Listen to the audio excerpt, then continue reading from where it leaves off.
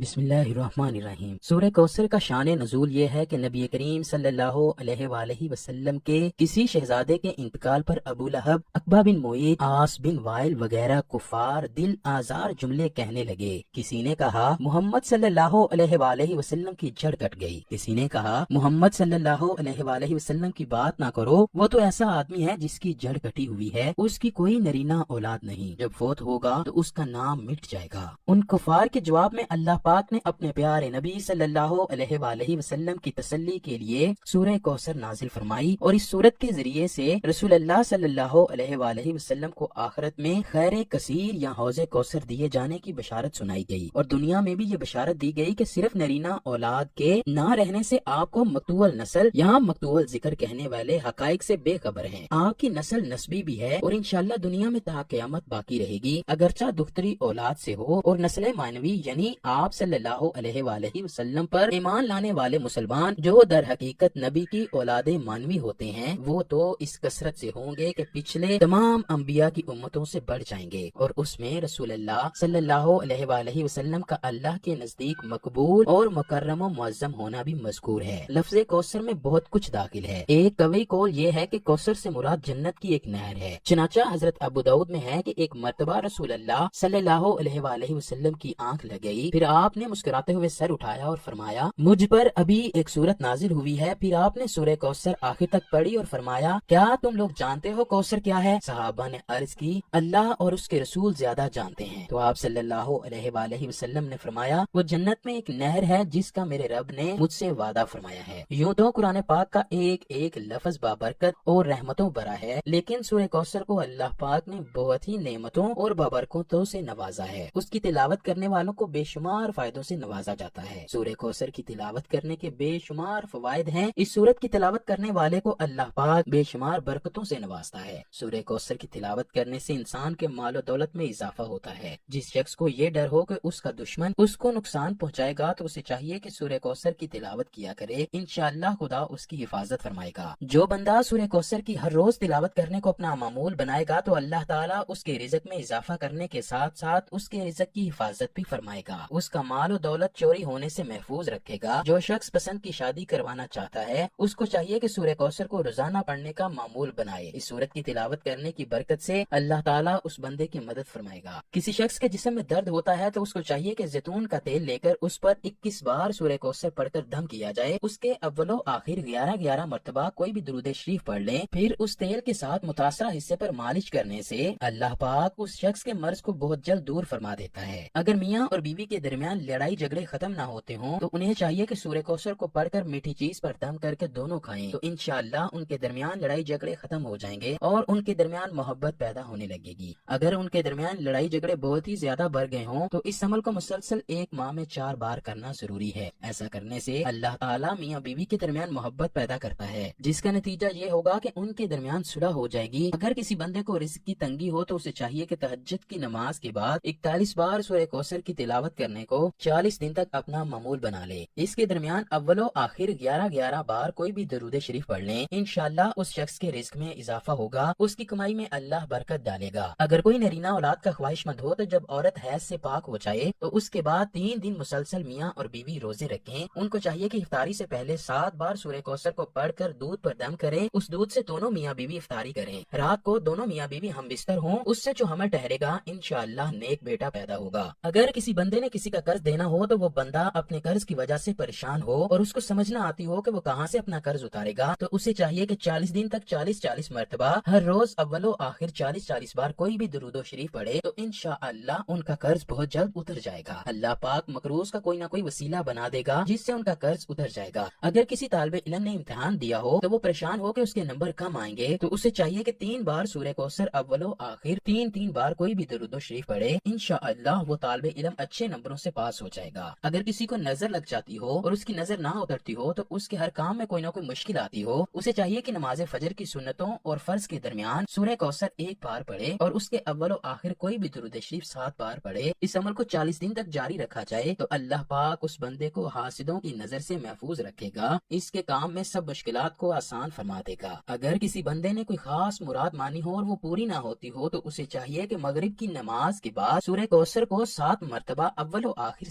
7 مرتبہ درود شریف پڑھ کر سجدے میں جا کر دعا کرے، انشاءاللہ بہت جلد ہی اس کی مراد پوری ہوگی۔ اگر کسی بندے کو ناجائز گرفتار کیا ہو اور اس کی ضمانت نہ ہو رہی ہو تو اسے چاہیے کہ اپنی پیشی سے 7 دن پہلے ہر فرض نماز کے بعد 11 بار سورہ کوثر پڑھے، اور اس عمل کے اول و آخر 11 بار درود شریف پڑھا جائے۔ اپنے دونوں ہاتھوں پر دم کر کے اپنے ہاتھوں کو اپنے چہروں پر پھیرے، اپنی رہائی کے لیے دعا کرے، انشاءاللہ وہ جیل سے رہا ہو جائے گا۔ اگر کسی کا کاروبار بند ہو چکا یا اس کا کام بہت کم ہو چکا تو اسے چاہیے کہ اپنے کاروبار میں ترقی کے لیے ہر روز 33 مرتبہ سورہ کوثر کی تلاوت کرے۔ یہ عمل کرنے سے اللہ تعالیٰ اس کو ترقی نصیب فرمائے گا۔ اگر کوئی شخص دولت اور وقار حاصل کرنا چاہتا ہے تو اس کو چاہیے کہ جمعے کے دن جمعے کی نماز کے بعد 2 رکعت نماز اس طرح ادا کرے کہ ہر رکعت کے بعد سورہ کوثر پڑھے، انشاءاللہ تعالیٰ اس شخص کو بہت ہی جلد عزت اور وقار حاصل ہو جائے گا۔ اگر کسی بندے کو اپنے عہدے سے ہٹا دیا گیا ہو تو اس بندے کو چاہیے کہ فجر اور عشاء کی نماز کے بعد 7 مرتبہ سورہ کوثر اول و آخر کوئی بھی درود و شریف پڑھے۔ اس عمل کے بعد اپنے عہدے کی بحالی کی اللہ سے درخواست کیا کرے تو اللہ پاک بہت جلد اس کو اس کے عہدے پر بحال کر دے گا۔ اگر کسی لڑکی کی شادی نہ ہوتی ہو اور اس کا اچھا رشتہ نہ ملتا ہو تو اس لڑکی کو چاہیے کہ جمعہ کے دن عشاء کی نماز کے بعد 41 بار سورہ کوثر کو پڑھے اور اول و آخر کوئی بھی درود و شریف پڑھا جائے۔ اس عمل کے بعد اپنے لیے دعا کریں تو اللہ کے کرم سے جلد اللہ تعالیٰ اس کی دعا قبول فرمائے گا۔ سورہ کوثر کی تلاوت ہر مشکل کام کے حل کے لیے کی جا سکتی ہے۔ اس سورت کی برکت سے اللہ پاک انسان کی دعا بہت جلد قبول فرماتا ہے اور اس بندے کی مشکل کو حل کر دیتا ہے۔ اللہ اکبر۔ اللہ سے دعا ہے کہ اللہ تعالیٰ ہماری تمام مشکلات کو آسان فرما دے۔